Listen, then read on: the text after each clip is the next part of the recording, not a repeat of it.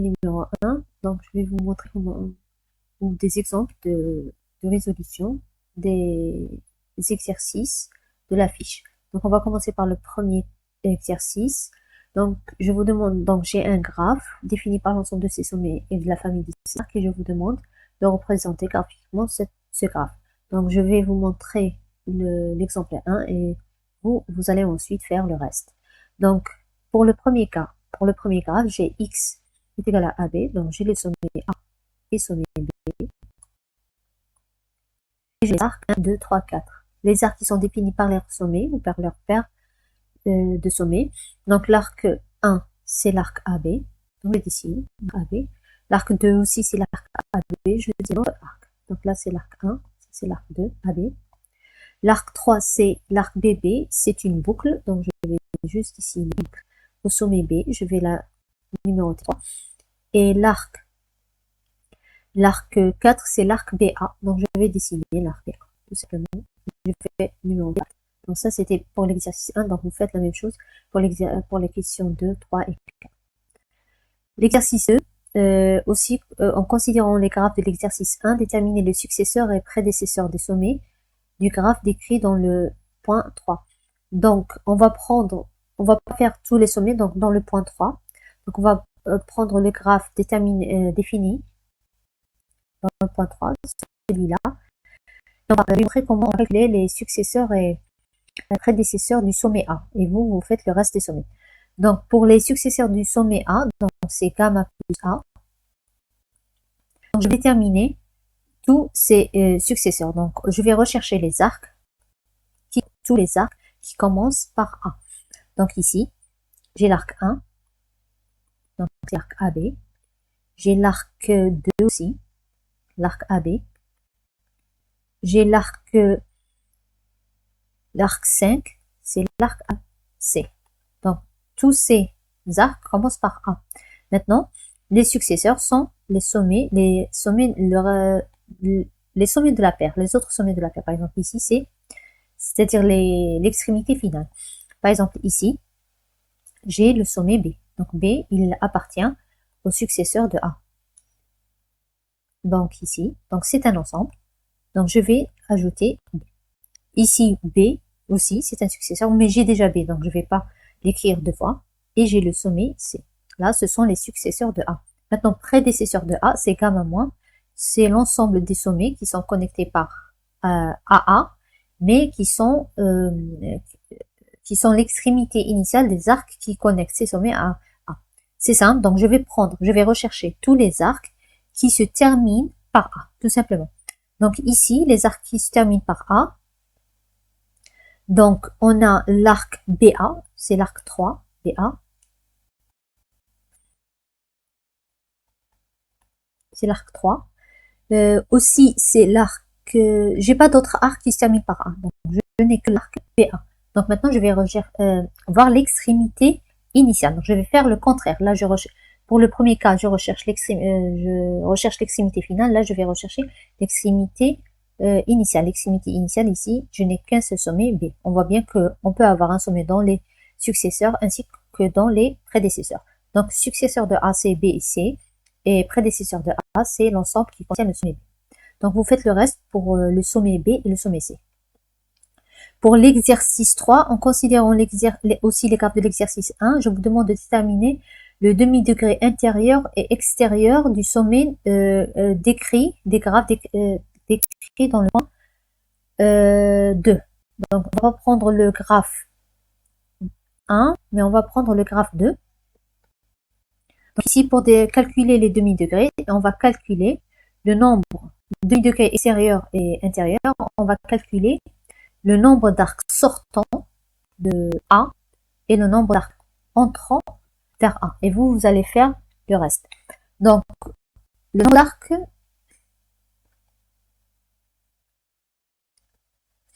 pour le demi-degré extérieur de A. Donc, je vais comptabiliser tous les arcs qui vont sortir de A. Donc, pour le premier, j'ai quoi? J'ai l'arc AB, c'est-à-dire qui commence par A. J'ai aussi l'arc pour le... On est ici. Donc, j'ai l'arc AB. J'ai aussi l'arc 5, c'est l'arc A. Donc, si je comptabilise, donc j'ai combien d'arcs qui sortent de A, donc 2, donc le demi-degré extérieur de A est égal à 2. Donc on avait dit dans la vidéo du cours, ou bien dans le cours aussi lui-même, que le nombre, que le demi-degré sont des nombres et non pas des ensembles. Ensuite, le demi-degré intérieur de A, on va le comptabiliser. Je vais compter le nombre d'arcs qui rentrent vers A. Donc ça veut dire que je vais comptabiliser les arcs qui se terminent par A. Donc je vais chercher tous les arcs qui se terminent par A. J'ai l'arc 3, c'est A. J'ai l'arc 4, BA. Et j'ai l'arc 5, A, A. Tous ces arcs se terminent par, va bien qu'ils se terminent par A. 5 AA. Pour le premier, est-ce qu'on a comptabilisé le... Oui, pour le premier, on avait AB et on avait AA, donc c'était l'arc 5. Pour le deuxième, on a CA, on a BA, on a aussi l'arc 5, AA. Donc si je comptabilise, j'ai 1, 2, 3. Donc j'aurai demi-degré intérieur est égal à 3. Donc si je veux comptabiliser demi-degré intérieur, si je veux comptabiliser le degré de A, donc je vais juste faire la somme de est égal à 3, il sera est égal à 4. Donc vous allez faire le reste pour les sommets B, C et D. Pour l'exercice 4, vous allez calculer les degrés des sommets du graphe décrit dans le point 2. Donc dans l'exercice 2, vous comptabilisez demi-degré intérieur et extérieur. Là, pour comptabiliser le degré, qu'est-ce que je vais juste faire la somme de... Je vais faire la somme des demi-degrés extérieurs et intérieurs. Par exemple ici, demi-degré, le degré de A est tout simplement égal à, donc degré de A est tout simplement égal à demi-degré extérieur de A plus demi-degré intérieur de A. Donc je comptabilise, c'est plus 3, il sera égal à 5. Ça c'était le sommet A du graphe. Donc vous faites le degré du sommet B, C et D. Maintenant pour l'exercice 5, en considérant aussi les graphes de l'exercice 1, déterminer les arcs adjacents à l'arc 1 des graphes 4, des 4 graphes. C'est-à-dire dans les 4 graphes, vous allez chercher l'arc numéro 1 et vous allez chercher les arcs qui sont adjacents à cet arc. Donc arc adjacent à un autre arc, ce sont tout simplement des arcs qui ont des sommets en commun avec cet arc. Donc par exemple, si je prends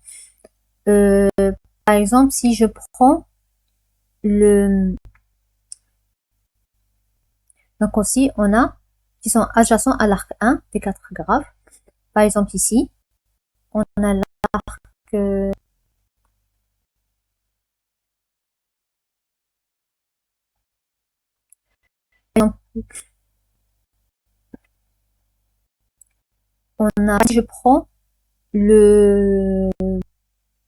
si je prends par exemple ici, si je prends le graphe 4 et je prends le graphe 1, l'arc 1, donc ici, l'arc 1 est égal à l'arc AB. D'accord? Donc je vais rechercher tous les arcs qui sont connectés à AB. Donc j'ai l'arc, c'est-à-dire qu'ils sont dans leur sommet, soit B, soit C.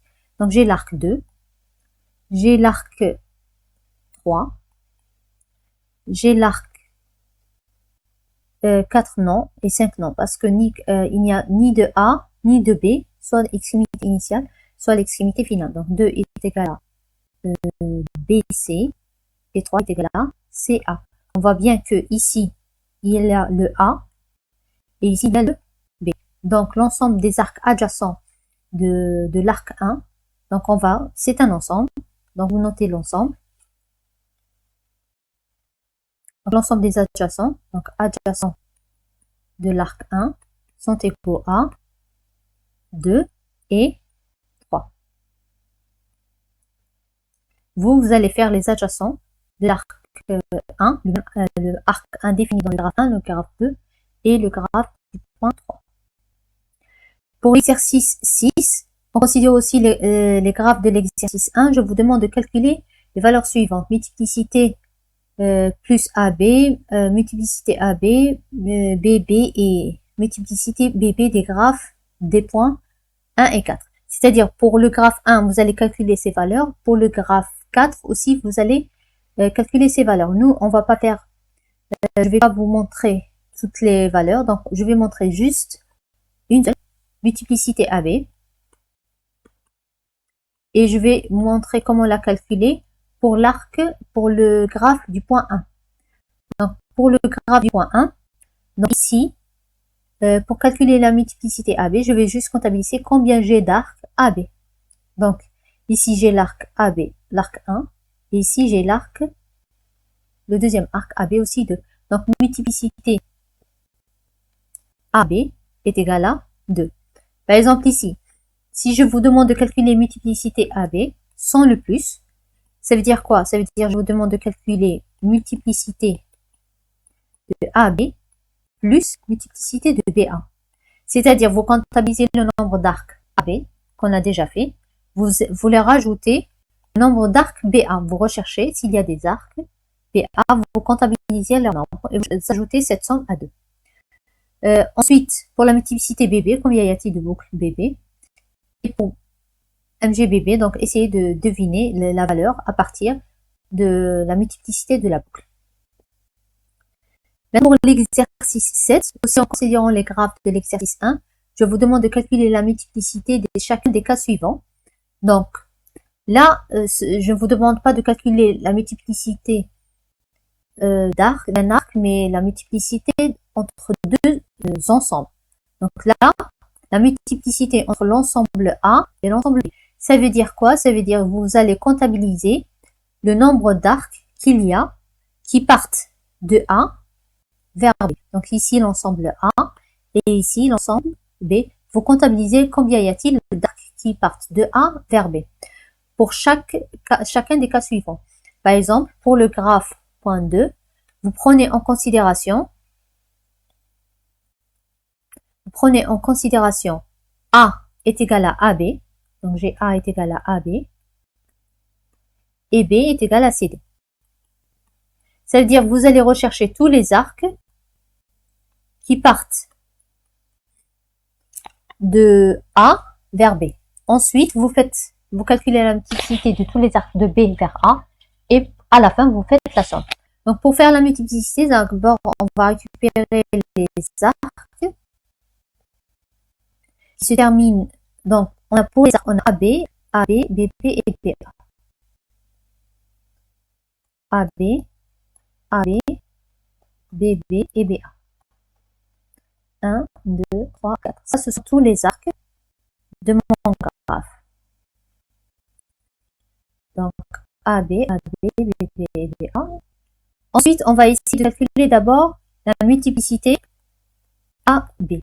Ça veut dire quoi? Je vais rechercher tous les arcs qui ont des sommets qui appartiennent, sommets initiaux qui appartiennent à A et qui ont des sommets terminaux qui appartiennent à B. Ensuite, je vais comptabiliser. Donc, pour faire ça, donc je vais d'abord rechercher tous les arcs qui commencent soit par A, soit par B. Donc, parce que A et B. Donc, soit par A, soit par B. Donc, j'aurai quoi? Donc, j'ai l'arc 1. Il commence par A. D'accord, il se termine par B. On verra après. L'arc 2 aussi. Commence par A et B. Se termine par B.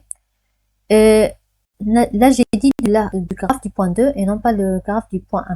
Donc, je vais refaire le... Donc, on va prendre cela. C'est-à-dire ces graphes. Donc, on a A, B, B, C et C, A.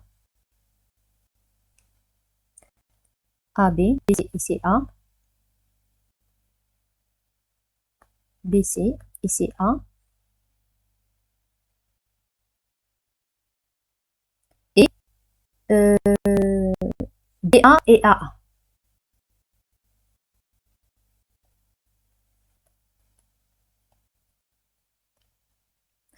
Donc,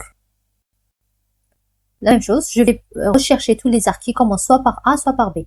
Donc, j'ai l'arc 2, BC. J'ai l'arc 4, BA qui commence, et non pas qui se termine. BA. Et l'arc 5, A.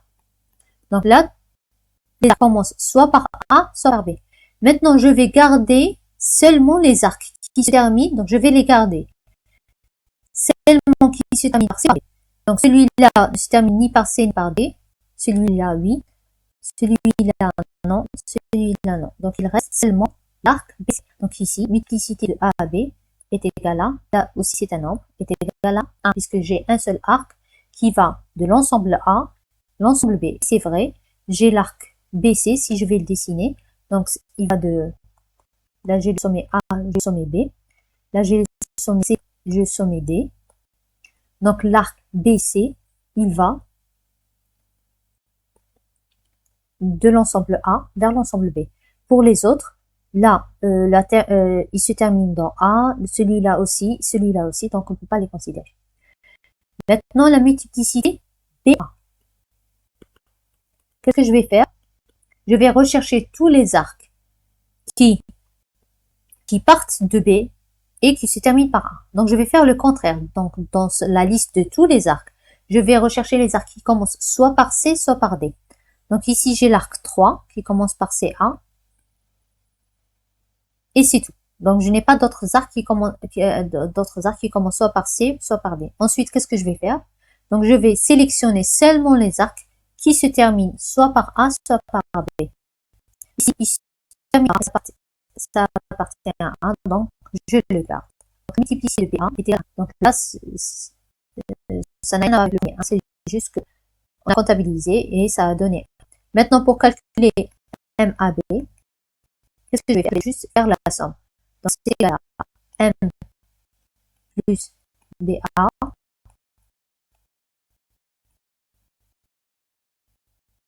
BA plus M plus AB.